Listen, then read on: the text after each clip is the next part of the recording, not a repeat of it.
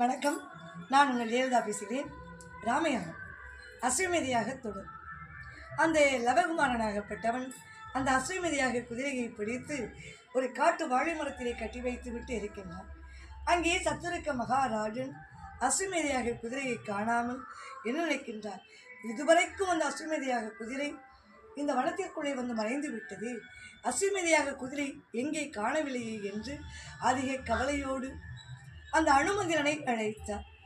வாயு புத்திரனாகிய அனுமந்திரனை அழைத்து, ஐயா ஆஞ்சநேய பிரபு, காணாத பொருளை கண்டு வர வேண்டுமே ஆனாலும், அடையாளம் கொண்டு வர வேண்டுமே ஆனாலும் அது உங்களால் மட்டும்தான் முடியும்.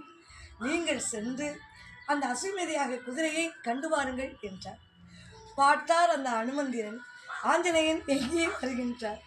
அஸ்வமேதியாக குதிரையை தேடி ஒவ்வொரு வனங்களாக வந்து கொண்டிருக்கின்றார். அப்படி வரக்கூடிய நேரம்